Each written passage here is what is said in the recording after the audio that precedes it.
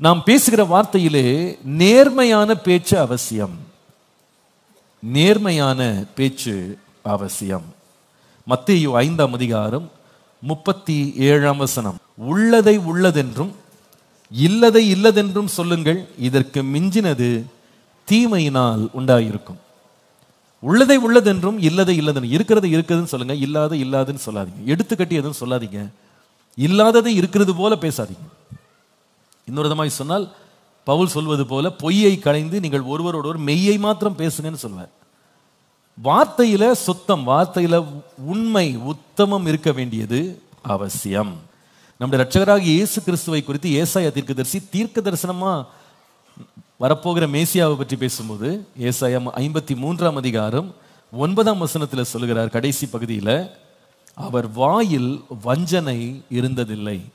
இயேசுடைய வாய் எப்படி இருந்ததுன்னா பொய் பேசல, வஞ்சிக்கிறபடி, ஒருவரை ஏமாற்றும்படி வஞ்சனையான பேச்சு அவருக்கு இல்லை என்று மிக அழகாக ஏசாயா தீர்க்கதரிசி தீர்க்க தரிசனமாய் சொல்லுகிறதை நாம் பார்க்கிறோம். அப்போ இந்த வாயில உண்மை இருக்க வேண்டியது அவசியம். வார்த்தைகளில் உண்மை இருக்க வேண்டியது அவசியம். இதுல இந்த உண்மையான பேச்சு அப்படின்னும் போது ஒரு சில பேச்சுகளை பற்றி நம்ம ரொம்ப எச்சரிப்பா இருக்கணும், ரொம்ப எச்சரிப்பா இருக்கணும். முதலாவது நீதிமொழிகள் 6:16-17 பாருங்க. நீதிமொழிகள் 6:16-17 6 காரியங்களை கர்த்தர் வெறுக்கிறார், 7 அவருக்கு அருவருப்பானவைகள். என்ன அப்படின்னு கேட்டா, அவையாவன மேட்டிமையான கண், இரண்டாவது என்னது, பொய் நாவு. ஆண்டவருக்கு வெறுப்பாக்குகிற, ஆண்டவர் வெறுக்கிற காரியங்கள், ஆண்டவருக்கு பிடிக்காத காரியத்தில் ஒன்று என்னன்னா பொய் நாவு. பொய்யானதை நம்ம பேசக்கூடாது அப்படின்றது. நாம பொய் பேசக்கூடாதுன்னு சொல்றது நிறைய வேளையில இதுக்கு நம்ம அடிபணியாம, இதுக்கு நம்ம கீழ்ப்படியாம, இதுக்கு பல விளக்கங்களை கொடுத்து எப்படியாவது நழுவ பார்க்கிறோம். அதாவது நான் சின்ன பொய் தான் சொன்னேன் அப்படின்றது நம்ம அதை நம்மளே அக்செப்ட் பண்ணிக்கிட்டோம். அப்போ பெரிய பொய் தான் தப்பு, சின்ன பொய் தான் சொன்னேன் அப்படின்றது. அதாவது எப்படி இருக்குன்னா, சின்ன பொய் சொல்றோமோ பெரிய பொய் சொல்றோமோ பொய் தான் இல்லையா? வேதம் சொல்லுகிறது, கொஞ்சத்தில் உண்மை உள்ளவனை நான் அநேகத்திற்கு அவர் என்ன செய்வார், அதிகாரியாக மாற்றுவார். கொஞ்ச பொருள்ல, அநித்தியமான பொருள்ல நீங்க உண்மை இல்லாமல் இருந்தால் எப்படி நித்தியமான காரியங்களை உங்களை உண்மையை நம்புறது இல்லையா? கொஞ்சத்துல உண்மையா இருக்கிற ஊழியக்காரனே அநேகத்துக்கு தேவன் அதிபதியா மாற்றார். அப்போ சின்ன காரியங்களையும் நம்ம உண்மையா இல்லாம இருக்கிறது நம்ம எச்சரிப்பா இருக்க வேண்டிய ஒரு காரியம். பெரிய தப்பு தான் பண்ணக்கூடாது, சின்ன தப்புலாம் என்ன பண்ணலாம், செய்யலாம் அப்படின்னு நம்ம நிறைய வேளை இதுக்கெல்லாம் நம்ம வழி விட்டுறோம் இல்லையா? ஆனா அநேக வேளை இந்த சிறிய தவறுகள் தான் நம்ம வாழ்க்கையில ஏறி ஏறி ஏறி கூடி கூடி கூடி பெரிய தவறுகளுக்கு நம்ம என்ன செய்கிறது, வழி நடத்துகிறது. உண்மையில கூட அதே தான். சின்ன காரியத்தில் உண்மையா இருக்க பழகிட்டா பெரிய காரியத்தில் உண்மையா இருக்கிறது கஷ்டமே இல்லை. சின்ன காரியத்திலேயே நம்ம உண்மை இல்லாமல் போயிட்டோம்னா அதிகமான காரியங்களுக்கு உண்மையா இருப்பது கடினமானது. சொல்லுவாங்கல்ல, ஒரு பானை சோற்றுக்கு ஒரு சோறு பதம்னுவாங்க இல்லையா? அப்போ சின்னதான், அதை டெஸ்டிங் சின்னதான் பண்றோம். அந்த சின்னதில் உண்மையா இருக்கிறதுக்கு நம்ம முயற்சி எடுக்கணும். சின்ன சின்ன காரியங்களில் பொய் சொல்லாமல் இருக்கணும்.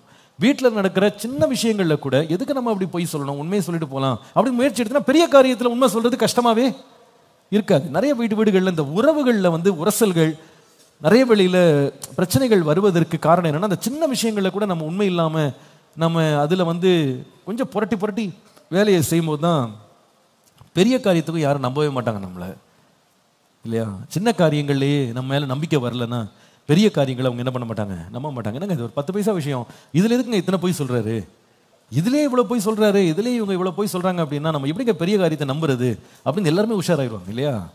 உறவுகள்ல சின்ன விஷயங்கள்ல கூட நாம உண்மை உள்ளவர்களாக இருக்க வேண்டியது அவசியம். அப்படி நாம இருப்பது தேவனுக்கும் பிரியமா இருக்கிறது, மனுஷருக்கும் பிரியமா இருக்கும். அது நம்முடைய உறவுகளை கட்டுவதற்கும் அது மிக மிக நல்ல காரியம். நம்ம வீட்டில் கூட நீண்ட காலம் நம்முடைய உறவுகள் கட்டி எழுப்பப்பட வேண்டுமானா நாம உண்மையாய் பேசுவது ரொம்ப அவசியம். ஏனென்றால் என்னதான் நம்ம மறைச்சாலும் போய் ஒரு நாள் என்ன பண்ணிடும், வெளியே கொண்டு வரப்படாத மறைபொருள் ஒன்றுமே இல்லை. இன்னைக்கு காலையில் கூட ஒரு சின்ன உதாரணம் சொன்னேன் அதுக்காக.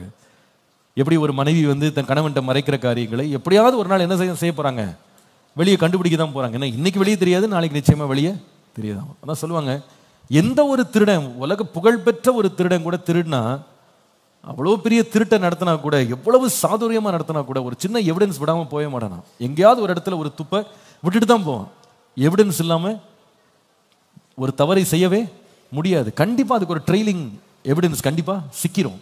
அதே போல தான் நம்ம வாழ்க்கையில் நம்ம தைரியம் கொள்ளவே கூடாது. நம்மளை யாரும் பிடிக்க மாட்டாங்க, நம்மளை கண்டுபிடிக்க மாட்டாங்க அப்படின்னு நினைக்கவே கூடாது.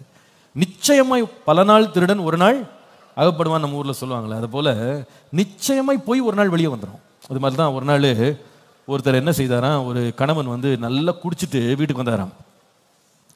வீட்டுக்கு வந்துட்டு அவர் மனைவி தூங்கிட்டு இருக்கும்போது மறைவா வந்து வீட்டுக்குள்ள வந்திருக்காரு. ஆனா என்ன பிரச்சனைனா, வர்ற வழியிலேயே கீழெல்லாம் விழுந்து முகம்லாம் அடிபட்டு போச்சு. அப்போ ஒரு நேராக பாத்ரூமுக்கு போயிட்டு கண்ணாடியை பார்த்த உடனே முகமெல்லாம் ஒரே காயமா இருக்கு. நம்ம மனைவி கண்டுபிடிச்சான்னா என்ன கேள்வி கேட்பால தெரியலையேன்னு பயந்து போய் அவர் இந்த பிளாஸ்டர்லாம் இருந்திருக்கு, பேண்டேட்லாம் இருக்கும் பாருங்க, அந்த பேண்டேட் அங்கங்கே ஃபுல்லாக ஒட்டிட்டு அமைதியாக போய் படுத்துக்கிட்டாராம். படுத்துக்கிட்டு காலில் எழும்பியிருக்காரு. மனைவி கேட்டாங்களா குடிச்சிங்களான்னு. பட்டுன்னு குடிச்சிங்களான்னு கேட்குறா. குடிக்கலையே. ஏங்க உண்மையை சொல்லுங்க, ராத்திரி குடிச்சிட்டு தானே வந்தீங்கன்னு. எதை பார்த்து சொல்ற, அடிப்பட்டதை பார்த்து சொல்றியான்னு. குடிச்சிங்களா இல்லையா? ஏமா நேற்றுக்கு வரும்போது கீழே விழுந்துட்டோமா, அதுக்கு தான்மா இப்படி அடிபட்டு போச்சு, பேண்டேஜ் போடுறேன். உண்மையை சொல்லுங்க, குடிச்சிங்களா குடிக்கலையா? குடிக்கவே இல்லை. நான் நீ கண்டிப்பா குடிச்ச. எப்படி சொன்னேன்னு கேட்டா அந்த அம்மா சொன்னாங்களாம், கண்ணாடி எல்லாம் பேண்டேஜ் ஒட்டி வச்சிருக்கேன்னு. உங்களுக்கு புரிஞ்சிருக்கும்னு நினைக்கிறேன். கண்ணாடியை பார்த்து முகத்துல பேண்டேஜ் ஓட்டிருக்க, அவர் கண்ணாடியில் ஓட்டிருக்காரு, அந்த மிதப்புல இருந்திருக்காரு அவர். அந்தமா கண்டுபிடிச்சாங்க. நீ குடிக்காம இருந்தா நீ எங்க ஓட்ட போற, முகத்துல ஓட்டுற பேண்டேஜை கொண்டு போய் கண்ணாடியில் ஓட்டிருக்காங்க. அப்ப பொய் ஒண்ணு சொல்ல ஆரம்பிச்சா அந்த பொய்ய ஒரு நாள் என்ன பண்ணிரும், எப்படியாவது என்ன பண்ணிரும், வெளியே வந்தோம். ஆனா நம்ம நாம வச்சு திறந்து வீட்டுல பேசும்போது நம்ம உண்மையா நல்ல விதமா பேசணும். நாம் பொய் பேசாம உண்மையை பேசுவதே நல்லது. ஆமேன். அதனாலதான் நம்ம மறைவிடத்தில் இருக்கிறோமோ வெளியரங்கமா இருக்கிறோமோ எல்லா இடத்துலையும் உண்மையாக பேசும்போது நம்முடைய உறவுகள் எப்படி இருக்கும்னா நல்ல சீராக நேர்த்தியாக வளரும் என்பதுல சந்தேகமே இல்லை. அதனாலதான் நீதிமொழிகள் 16:13 பாருங்க. 16:13 பார்த்தா ராஜாக்களுக்கு கூட நீதி உதடுகள் வந்து ரொம்ப பிரியமா இருக்குமா. நீதி உள்ள உதடுகள் ராஜாக்களுக்கு பிரியம், நிதானமாய் பேசுகிறவனிலே ராஜா பிரியப்படுவான்னு போட்டிருக்கு. அப்ப நீதியா பேசுறது வந்து ராஜாவுக்கு கூட ரொம்ப பிரியம். ஏன்னா உண்மையை கரெக்டா உறக்க சொல்லும் போது ஒருவேளை அவனுக்கு அது கேட்பது கஷ்டமா இருந்தா கூட அதை பிரியம் கொண்டு அதை ஏற்றுக்கொள்ளுகிற ஒரு மனப்பான்மைக்கு ராஜா வந்துருவான். அப்படிப்பட்ட மனிதனை அவன் எப்பொழுதுமே தன் அருகிலே வைத்துக் கொள்வான். தானியேலை போன்றவர்கள் பார்த்தா அவ்வளவு உண்மை உள்ளவனாக இருந்தவன் சொல்லுகிறான், எனக்கு எந்த நீதிகேடும் என்கிட்ட இல்லை, நான் நீதிகேடே செய்யலைன்னு சொன்னதுனால இந்த தானியேல் என்கிற மனுஷன் ஒரு யூத மனுஷனா இருந்தாலும் அந்நிய தேசத்துல ஒரு கைதியாக பிடிக்கப்பட்டு அவன் சிறை கைதியாக வாழ்ந்தாலும் 4 அடுத்தடுத்த ராஜ்யங்களுக்கு வந்த ராஜாக்கள் அவனை காரியதரிசியாக வைத்திருந்தாங்க.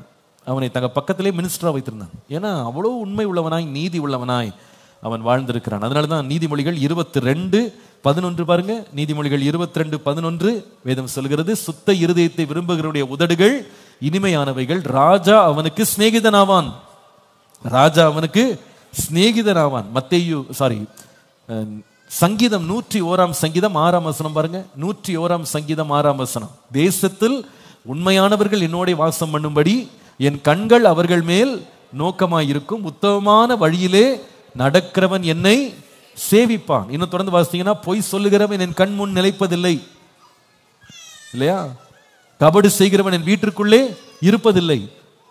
அப்போ ஒருத்தர் வீட்டுக்குள்ள தொடர்ந்து இருந்து செழிக்க வேண்டுமானா பொய் நாவை என்ன செய்யணும், விட்டு வெளியே வந்துடணும். இன்னைக்கு சில பேருக்கு வந்து எதுலேயும் எதற்கெடுத்தாலும் எல்லாத்துலேயும் பொய் சொல்ற ஒரு பழக்கம் அவங்களுக்கு இருக்கு. உண்மை பேசி அவங்களுக்கு என்ன இல்லை, பழக்கம் இல்லாமலே போயிட்டாங்க. அப்படி இருக்கக்கூடாது. சின்ன விஷயமா இருந்தா கூட எங்க போனேன், எங்க வந்தேன், யாரை பார்த்தேன், யாரை பார்க்கல, கேட்கிற கேள்விக்கு நேரடியான ஒரு பதில் எப்பொழுதுமே சொல்வது நாம உண்மையை காத்துக்கொள்ளவும் அதனால உறவுகளை காத்துக்கொள்ளவும் மிகுந்த உதவி செய்ய. நான் நினைக்கிறேன் நம்ம பிள்ளைகளை கூட உண்மை பேசுறதுக்கு நம்ம பழக்க வைக்க வேண்டியது அவசியம். அதாவது ஒரு பிள்ளை வந்து தவறு செய்தா கூட உண்மையை சொன்னா அதுக்கு தனியா பரிசு கொடுக்கணும். ஆமா, அதாவது தப்பு செஞ்சுட்ட ஆனா உண்மையை சொன்னதுக்காக உன்னை நடிக்கல, நான் இன்னைக்கு நீ உண்மையை தானே சொன்னேன், அதனால போ, இனிமே அதை செய்யாத. சில பேர் உண்மை சொன்னதுக்கே அடி வாங்குறதுனால அவங்க உண்மை பேசுறதுக்கே பயப்படுறாங்க.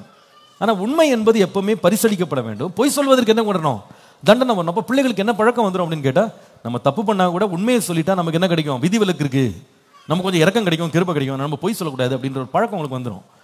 நம்ம எப்பவுமே உண்மையை சொல்லும் போது அதுக்கு நம்ம ரொம்ப கௌரவம் கொடுக்கணும். பரவாயில்ல, நீ தவறு பண்ணாலும் நீ உண்மையா இருந்த, உன் இருதயத்தில் உண்மை இருந்தது, அதனால நான் உன்னை வந்து நான் தண்டிக்கிறத கொஞ்சம் குறைச்சிக்கிறேன் அப்படின்னு சொல்லும்போது அவளுக்கு சரியான மெசேஜிங் அவர்களுக்கு போகும். உண்மையாக இருப்பது உறவுகளை மிகுந்த ஆழமாக கட்டி காக்கும் என்பதை மறந்துவிடக்கூடாது.